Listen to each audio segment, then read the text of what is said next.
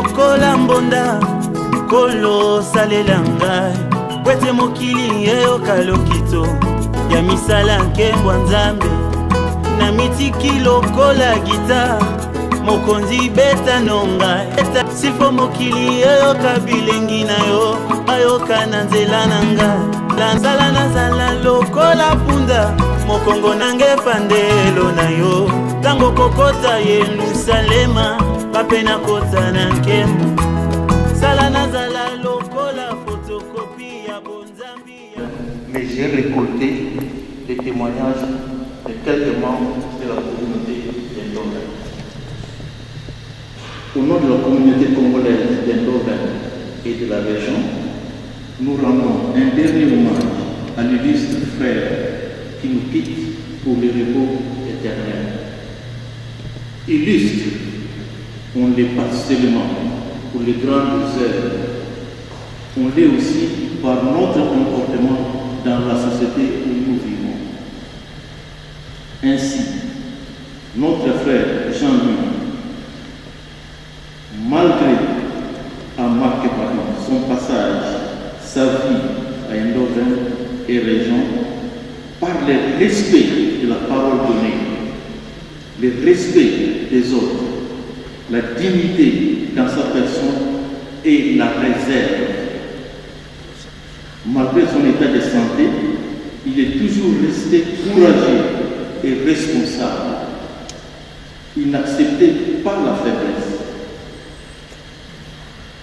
Dans sa génération, c'est-à-dire ceux qui sont arrivés avec lui au même temps en Hollande, il est parmi les premiers qui sont allés travailler.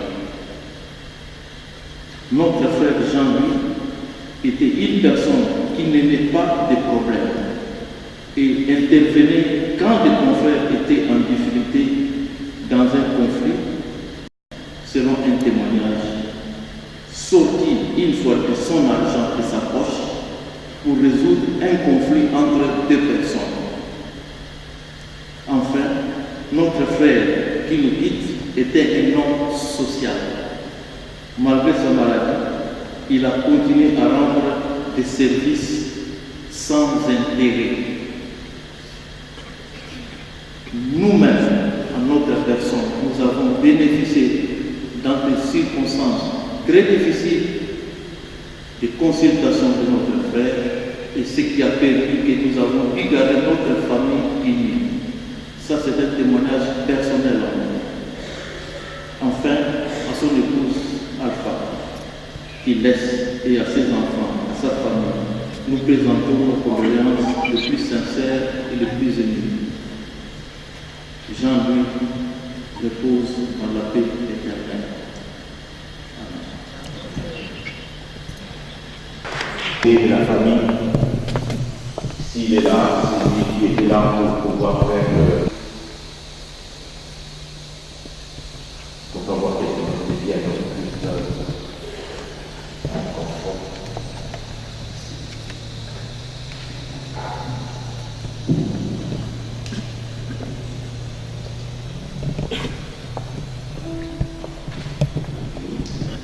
Mon oncle s'appelait Odinga Wakeke Joanne.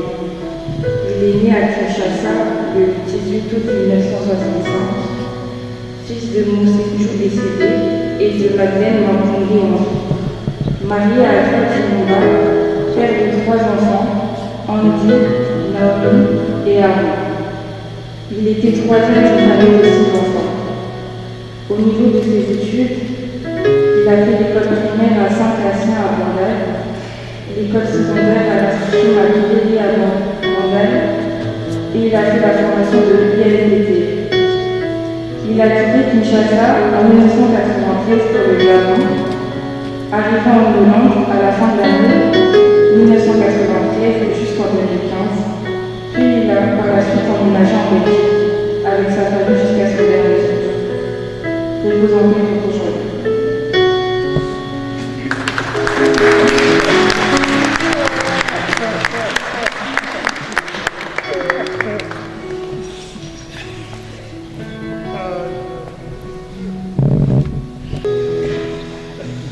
Et nous avons le Seigneur qui nous tient la main. aussi laisser la parole aux enfants, particulièrement Andy, ou aux enfants Aaron ainsi que Naomi, et tous les autres enfants de la famille, pendant que Andy va pouvoir aussi rendre hommage au Père, que tous les enfants soient à ses côtés. Amen. Andy, si je veux bien venir, Naomi, ainsi que Aaron.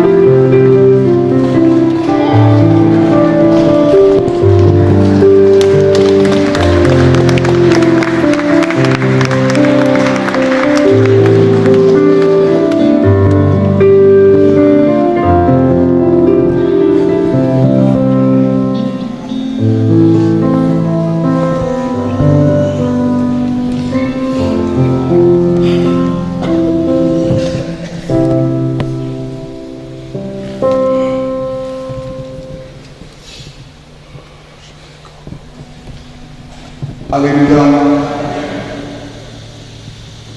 Bien-aimés du Seigneur, je vous salue tous et toutes au nom de notre Seigneur Jésus-Christ.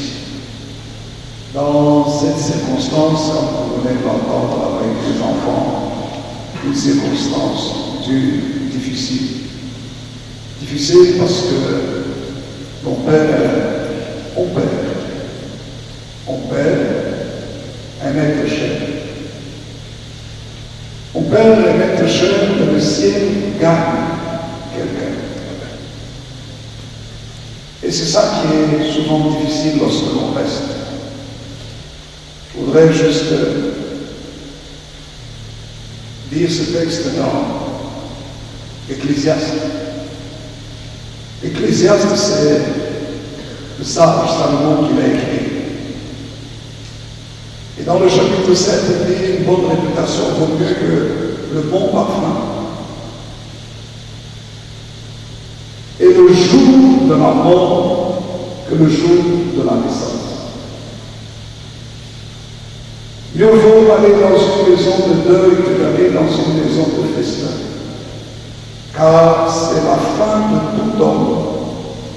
Et celui qui vit prend la chose à cœur. Mieux vaut le chagrin que le rire, car avec un visage triste, le cœur peut être content. Le cœur des sages est dans la maison de deuil, et le cœur des insensés dans la maison de joie. Au verset 8, il dit, mieux vaut la fin d'une chose que son commencement.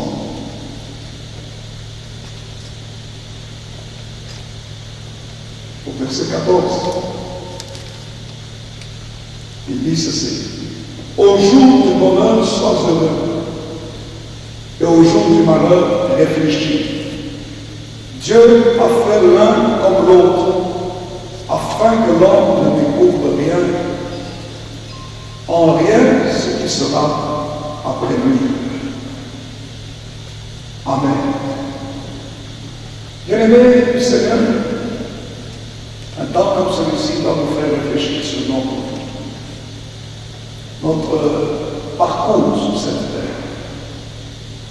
Comme nous venons de l'entendre tout à l'heure par le témoignage de notre bien-aimé Benjamin, il y a plusieurs années, lorsque nous avons commencé à servir à Eindhoven, où la famille Boisman était là.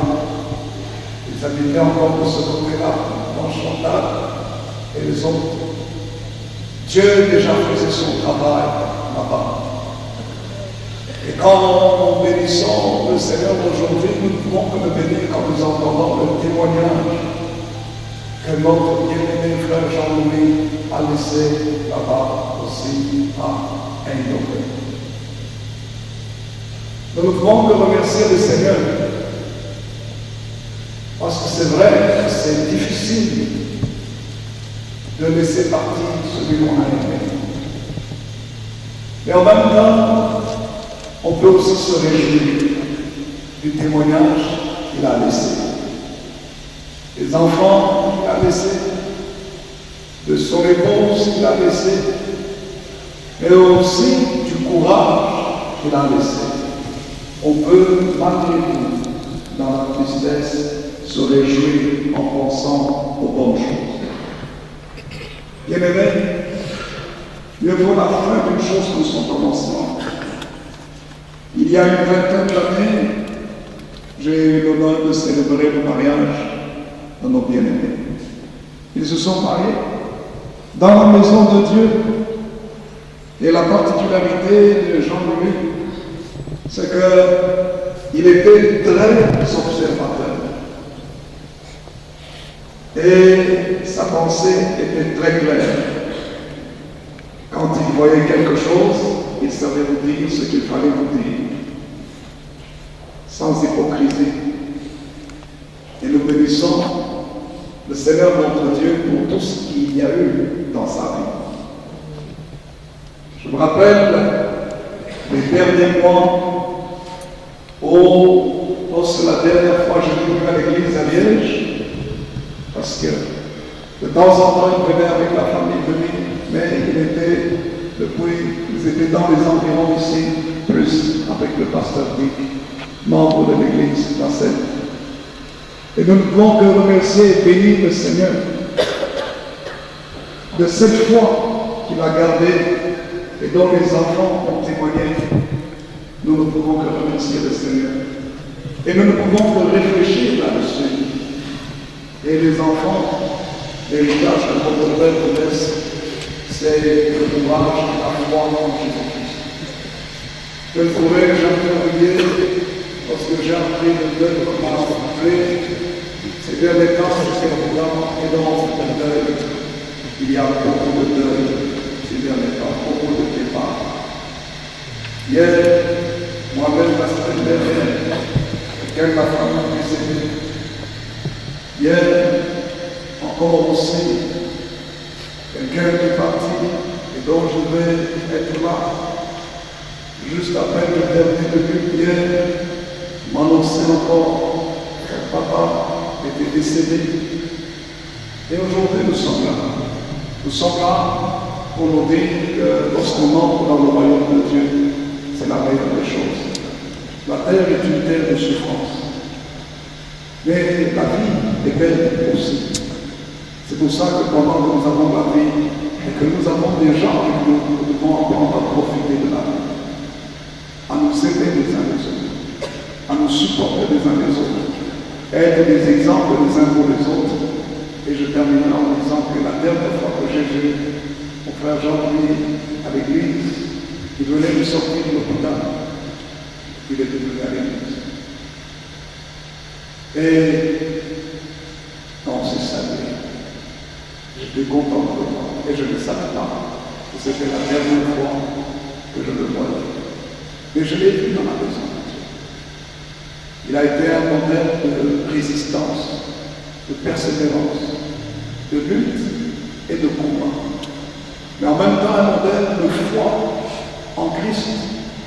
Et dans les derniers jours, de dire que c'est Dieu qui a de toute façon la vie, sa vie, entre ses mains. Ce n'est pas le médecin, ce n'est pas la science des hommes, c'est quand même Dieu. Alors le plus important, c'est de se remettre à Dieu. Et aujourd'hui, il s'est remis à Dieu. C'est pourquoi nous disons aussi à Dieu, non pas à Dieu dans le sens qu'on ne se verra plus, mais puisqu'il est entre les mains de Dieu, c'est le meilleur endroit où il est le plus gardé. Que le Seigneur notre Dieu console ta maman, Alpha, et tous les membres de la famille. Que le Seigneur notre Dieu vous bénisse au nom de l'Église de Dieu de la Nouvelle Jérusalem, de Liège, où ils se sont mariés, mais aussi au nom de toute l'Église de Dieu en Belgique. Que le Seigneur notre Dieu console chacun et chacune, et en particulier la famille. Amen. Pour volonté dans la liturgie. Dieu notre Père, dans le cœur de chacun et chacune, tandis que notre bien-aimé a laissé ce modèle de lutte. Et comme Paul pouvait dire, j'ai combattu le bon combat, j'ai achevé la course, j'ai gardé la foi. Notre bien-aimé aussi a combattu le bon combat. Et Dieu est celui qui a montré les rêves, les songes, les anges sont venus le chercher. Merci pour le ministère des anges qui sont venus le prendre et l'amener dans ton royaume. Parce que son corps est là, mais lui, il est déjà auprès de toi. Et nous ne pouvons que te dire merci, parce que maintenant, il est en sécurité, gardé. Et nous voulons prier que ce chemin qu'il a déjà pris, que nous puissions aussi bien vivre pour entrer dans la vie éternelle. Mais ce qui reste, Seigneur, la maman, les enfants, les frères, les sœurs, les amis, console, garde chacun. Restaure le cœur par la puissance du Saint-Esprit dans ce jour difficile. Que tu sois le papa, toi qui as dit que tu es le père des orphelins et tu es le mari des veuves. Que ta présence se manifeste dans la famille au nom de Jésus. Amen. Amen. Amen. Bien-aimés du Seigneur, nous voulons apporter notre offrande pour pouvoir aussi bénir le Seigneur pour les bienfaits qu'il fait. Les paniers, je ne sais pas si le panier va circuler. Le panier, vous savez, organisé est c'est toujours prenant. Ce n'est pas toujours aussi facile que cela. Il y a beaucoup de dépenses. Et lorsque chacun d'entre nous contribuons d'une manière comme d'une autre, Dieu ne peut que nous le rendre. Parce qu'un jour, de toute façon, ça nous arrivera aussi. Alors, soutenons tous ceux qui sont dans les épreuves. Et après cela, le pasteur Dick va venir apporter la parole de Dieu. Et le programme continuera. Que le Seigneur notre Dieu vous bénisse, tandis que nos bien-aimés sont en train de nous rompre. Mettez quelque chose dans le panier et que notre Dieu vous bénisse. Amen.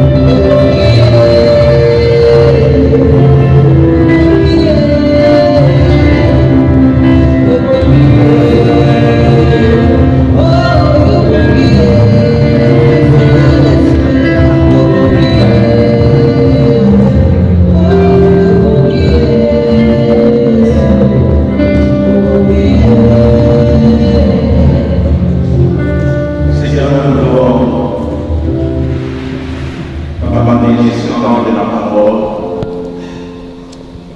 Adresse-toi, Seigneur, au cœur de notre chacun ce matin. Merci pour ton Fils, ton serviteur, que tu as réécrit pour notre Dieu. Nous nous prions, Seigneur, pour que nous puissions dans la vie de ton Fils. J'abandonne, Seigneur, ces enfants dans notre main. Nous les sanctifions par le sang. Nous prions, Père, pour que la gloire revienne. Au nom de Jésus. Amen. Je voudrais pendant quelques minutes nous partager la parole de Dieu. Nous savons que notre bien-aimé est auprès du Seigneur, mais vous savez, la mort reste toujours un temps non seulement de douleur, mais aussi de mystère.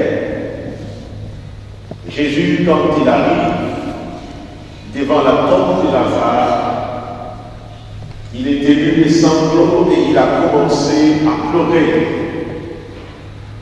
parce qu'un être cher venait de partir. C'est donc normal que quand ça nous frappe de près ou de loin que nous puissions avoir le cœur qui est attristé. Lui-même, le Seigneur, la nuit, avant d'être arrêté et livré, pour ceux qui disent la parole de Dieu, il a eu aussi de l'angoisse. Il s'est incliné dans la prière 3 fois de suite. Il demandera au Père de pouvoir éloigner cette coupe. Mais il dira à la fin que ça ne soit pas ma volonté, mais que ça soit ta volonté. Il y a 2 choses qui caractérisent l'être humain. Qu'on soit riche, pauvre, qu'on soit blanc, noir, jaune, et que sais-je, c'est la naissance ainsi que la mort. Et devant ces 2 choses, nous sommes tous égaux. Les justes, les riches, le méchant, le pauvre, nous tous nous naissons de la même manière, car Dieu est juste. Amen.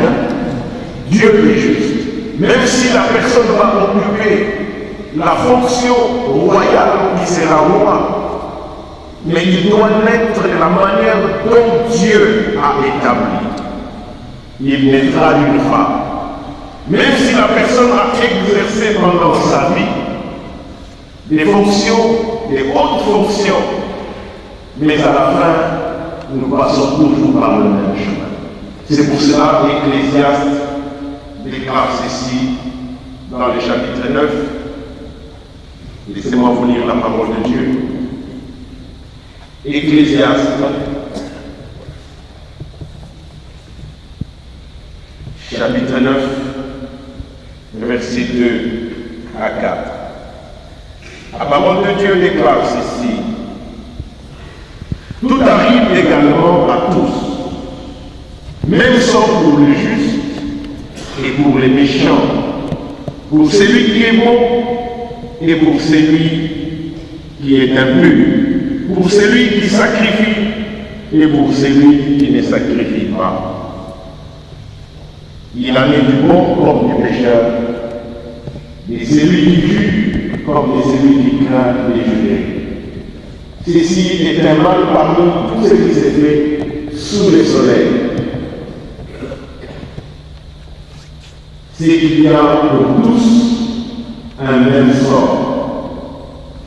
Aussi, le cœur des fils de l'homme est-il en plein de méchanceté. La folie est dans son cœur pendant leur vie, mais après quoi ils vont chez les morts. Car qui est excepté? Pour tous ceux qui vivent, il y a encore de l'espérance. et même un chien vaut mieux qu'un lion mort. Nous dit la parole de Dieu. Amen.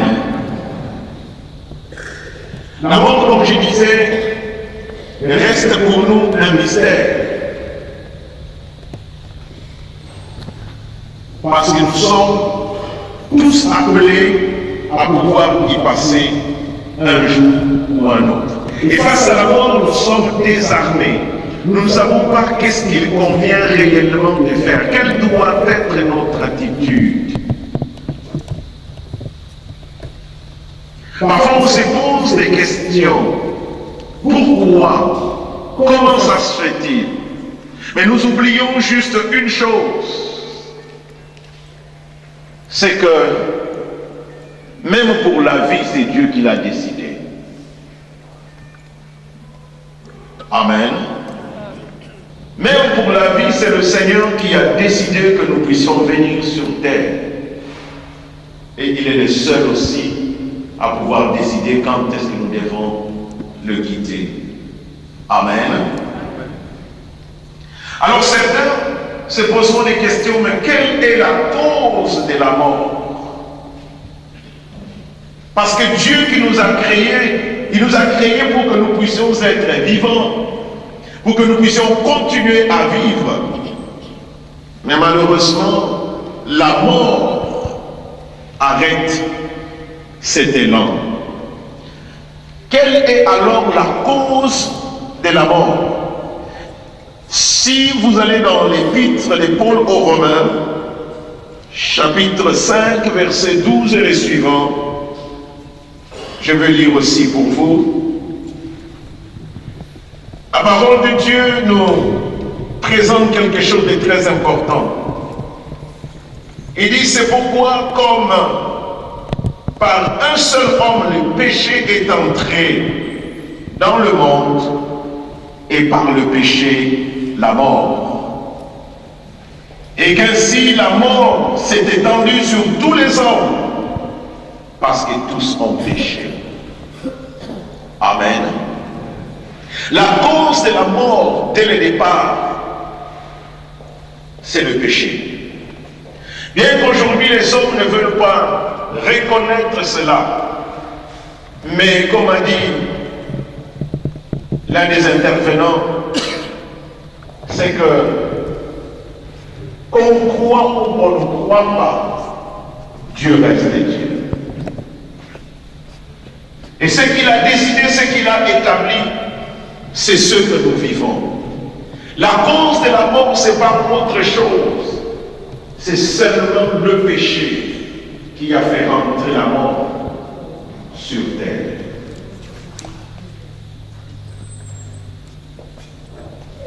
Et chacun de nous, il passera à son tour. Pour ceux qui m'avaient écouté pendant le temps de deuil, quand nous parlons de la mort, je voudrais faire une exception. Bien sûr, notre frère, c'est son corps qui est mort.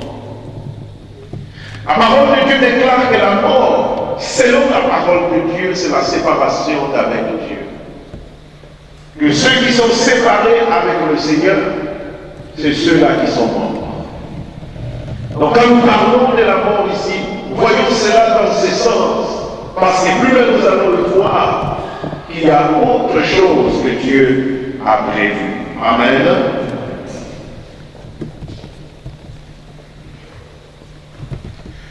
Si la cause de la mort, c'est le péché, quelle en est alors la solution? Quelle est la solution pour que nous puissions sortir de cette cause? Pour que nous puissions sortir de cette mort? La médecine essaye d'avancer pour retarder au maximum l'échéance. Mais ce que Dieu a établi, aucun homme ne peut le changer si ce n'est lui-même. Alléluia. Aucun homme ne peut changer ce que Dieu a établi. La parole de Dieu dit dans Romains aussi que le salaire du péché, c'est la mort. Cela veut dire, à cause du péché, la mort est rentrée.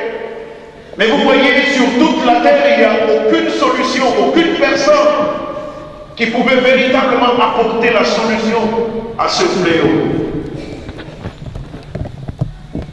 Vous et moi non plus. Et ainsi, la mort s'est étendue de génération en génération. Mais béni soit Dieu, parce que même dans le jardin d'Éden, Dieu a fait une promesse à Adam et Ève. Il dit, la postérité de la femme écrasera la tête du serpent. Amen. Si le salaire du péché, c'est la mort, il y a donc une solution. Ou y a-t-il pas de solution? Dieu a regardé sur la terre, quelle doit être la solution? Moi, Dieu, j'ai décidé que le salaire du péché, c'est la mort. Aucun homme ne peut y échapper. Mais comment est-ce que Dieu a sauvé ces hommes pour qu'ils reviennent de nouveau à moi? Il regarde sur la terre et il voit aucune personne qui en soit digne pour apporter la solution à la mort. C'est pour cela que le Seigneur déclare, tu n'as voulu ni sacrifice, ni holocauste, mais tu m'as formé un corps pour que je vienne, mon Dieu, accomplir ta volonté. Voyez, si le salaire du péché, c'est la mort, c'est lui qui peut sortir de cette mort. Il ne pourra pas sortir par lui-même. Nous avons besoin d'un avocat. Et cet avocat, c'est le Seigneur Jésus. Amen. Parce que nous méritions la mort. Nous devions en principe recevoir cette mort.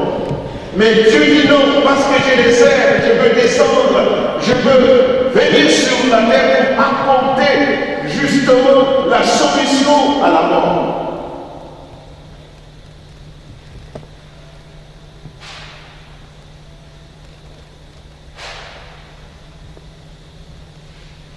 Là où nous devions mourir, Christ est mort. Là où la condamnation devait peser sur nous, Christ a pris ses assauts. En d'autres termes, notre condamnation, Dieu l'a fait déposer sur le Seigneur. Là où toi et moi, nous devions en principe payer celui Christ qui a pris le prix. Et à cause de son sacrifice, à cause de ce qu'il a accompli à la croix, maintenant il y a une solution pour la mort. Amen. Il y a une solution pour la mort. Je ne veux pas vous donner plusieurs lectures, mais laissez-moi continuer.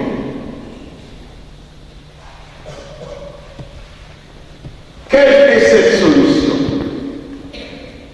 Adam et Ève, quand ils ont péché, la mort est rentrée dans le monde. Maintenant, c'est Christ est là. C'est lui notre solution. C'est lui qui a payé pour nous le prix à la croix. Si nous voulons donc trouver réellement une solution à la mort, c'est d'avoir la sémence de Christ en nous. C'est cette sémence qui était en Adam, la sémence du péché qui nous a transmis de génération en génération. Aujourd'hui aussi, si nous voulons vivre, avoir une réponse ou une solution à la mort, c'est d'avoir en nous la sémence de Christ. Si nous avons cette sémence en nous, c'est cette sémence qui nous permet de pouvoir nous réconcilier avec Dieu, mais en même temps aussi avoir la vie. Amen. Amen.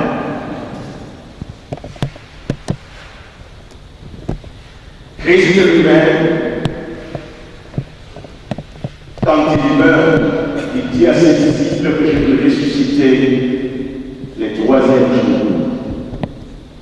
Si vous lisez les Écritures, après sa résurrection,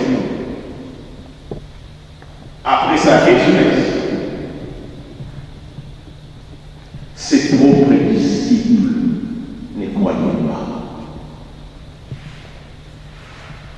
Les femmes se sont précipitées à la mort. Ils ont vu effectivement les anges qui étaient là, qui leur ont dit non, vous cherchez parmi les morts celui qui est vivant. Elles sont rentrées, elles ont annoncé la bonne nouvelle aux disciples ou aux apôtres. Et vous voyez le problème de l'homme, c'est que nous ne croyons pas. Pierre et tous ceux qui restaient dans la maison, ils ont dit non, vous êtes en train de jouer, la résurrection n'existe pas. Mais pourtant, ils ont suivi les maîtres pendant 3 ans.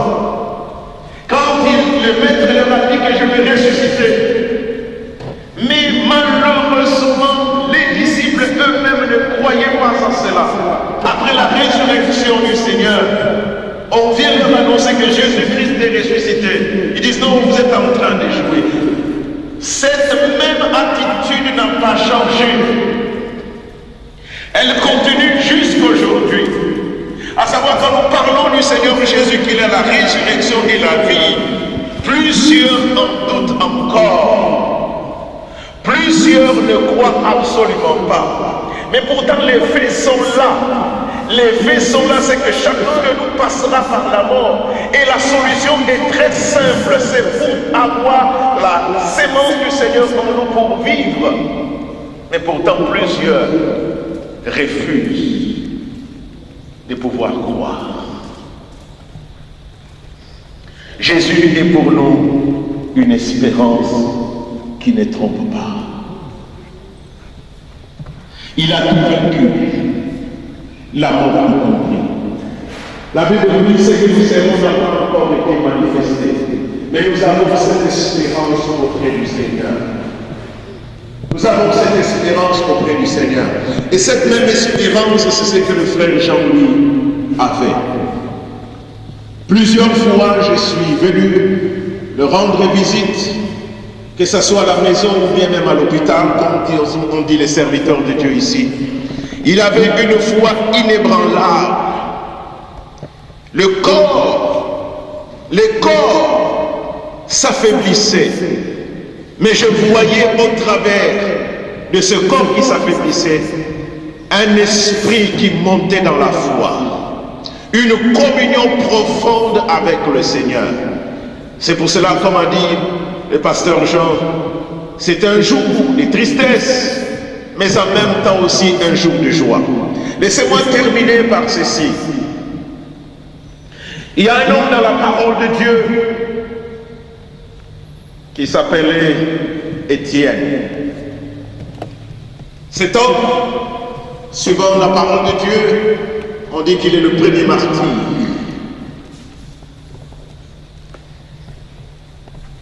Il a reçu, il a marché avec le Seigneur.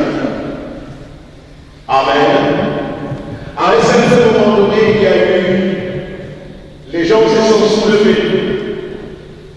Et quand les gens se sont soulevés, Étienne qui était l'un des diacres qui avait été choisi. La parole de Dieu nous démontre qu'il était un homme plein de foi. Il allait partout prêcher la parole de Dieu et Dieu faisait des miracles avec Étienne. Alléluia. Il faisait des miracles avec Étienne. Il était donc dans la moisson. Mais vous savez, quand il a été arrêté, il a été mené, on l'a amené devant la foule. Il a commencé même devant la foule, il a témoigné de sa foi. Il a proclamé la foi en Dieu. Il a fait un témoignage puissant de Jésus-Christ. Il a essayé de pouvoir connecter l'Ancien Testament avec le Nouveau. Mais quand il a simplement prononcé ce mot, que Jésus-Christ est ressuscité, la parole de Dieu nous dit, les gens qui écoutaient Étienne se sont bouchés les oreilles. Voyez, c'est ce qui se passe même aujourd'hui. Quand nous disons que Jésus-Christ est ressuscité, les gens se bouchent les oreilles. Quand disons que nous allons ressusciter, les gens se bouchent aussi les oreilles. Mais c'est une vérité. Les réalités changent, mais la vérité ne change pas. Alléluia. Les réalités peuvent changer, le contexte peut changer, mais la vérité de Dieu reste la même. Et ce qui me bénit dans ce récit d'Étienne, c'est que les gens se sont bouchés les oreilles et ils ont commencé, ils ont amené Étienne dehors. Mais vous voyez, c'était un enfant de Dieu, c'était un diable dans l'église. Il connaissait le Seigneur, il était dans la moisson, mais dans cette moisson, on est venu l'arracher.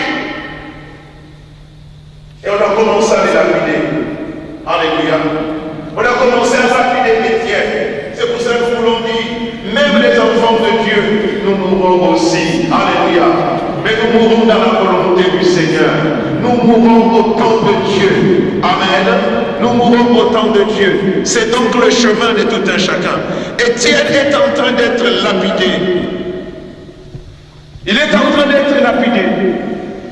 Mais vous voyez, il y a quelque chose qui va se passer et je voudrais vous laisser dans cette réflexion-là ce matin. La chose qui va se passer, c'est que pendant qu'on est en train de lapider Étienne, les yeux d'Étienne s'ouvrent. Les autres voient qu'ils sont en train de lapider un homme. Mais lui, Étienne, il est en train de voir le Seigneur. Il voit le Seigneur dans quelle position? Il ne voit pas le Seigneur assis. Il voit le Seigneur debout. Voyez, quand un roi, vous rentrez dans une salle, là où il y a un roi, le roi quand il est assis, ce qui fait que la personne qui rentre n'a pas d'heure. Il ne pèse pas assez lourd. Mais quand il y a une autorité qui vient, le roi s'élève. Alléluia. Le roi s'élève. Pourquoi le roi s'élève-t-il? Parce qu'il sait que celui qui vient a de l'importance. Alléluia. Quand Étienne est en train d'être lapidé, il voit dans le ciel qui s'est ouvert. Il a vu le Seigneur debout à la droite de Dieu. Jésus n'était pas assis, mais Jésus était debout. Il ouvre les mains pour dire, Étienne, mon serviteur, viens. Et cela me conduit à dire, bien-aimé, parce que notre frère, le père, le frère, l'ami, le parent, a gardé sa foi jusqu'au bout. Avant de pouvoir partir, le Seigneur s'est levé. Il a dit, mon fils, viens, tu as témoigné la foi. Malgré que ton corps était totalement malade, mais tu as continué à témoigner auprès de ta famille, auprès des frères et sœurs, auprès des visiteurs, ta foi. Tu ne m'as pas réduit. Et je suis sûr que Dieu, Jésus-Christ s'est levé pour la guerre. Cela doit être pour nous comme un modèle. Amen. Un modèle. Je termine pour la famille. Le frère Jean-Louis, c'était un enfant de Dieu. Un vrai enfant de Dieu. Nous pouvons nous poser la question, si j'étais à sa place, n'aurais-je pas commencé à murmurer? N'aurais-je pas peut-être maudit Dieu pour que je meure? C'était un enfant de Dieu. Et parce qu'il était un enfant de Dieu, que la famille vous soyez encouragée, que les amis vous soyez encouragés, qu'il est auprès du Seigneur. Et parce qu'il est auprès du Seigneur, la tristesse est là. Mais je sais aussi que le Saint-Esprit vous accorde la joie. Parce qu'il a terminé sa course avec les louanges de Dieu. Il n'est pas mort dans la volonté d'un homme. Ne cherchez pas un sorcier ou une sorcière, non. Cette maladie, il a tenu pendant des années. Je me souviens, comme j'avais témoigné, nous sommes partis à l'hôpital, nous avons prié. Et après cette prière, la nuit, le Seigneur vient me visiter. Le Seigneur lui dit, un ange vient lui dire, mets-toi debout dans le rêve. Et il s'est mis debout.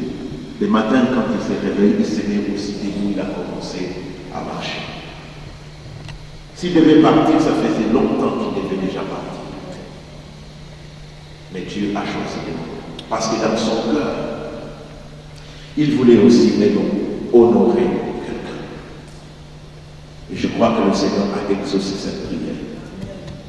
Et que à chaque fois que j'étais la disais, pasteur, je me fais rentrer Andy à l'église.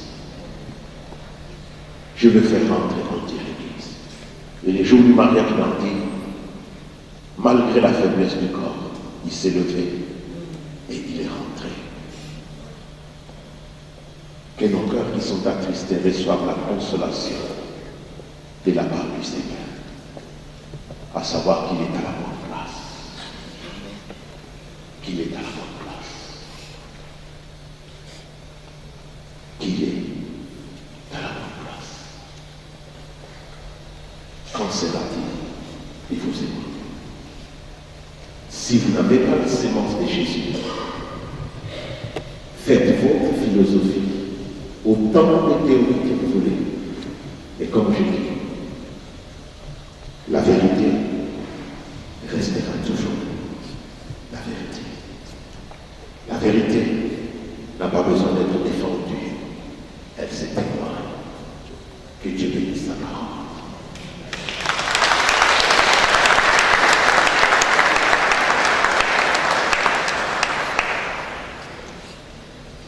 Nous voulons nous lever, s'il vous plaît.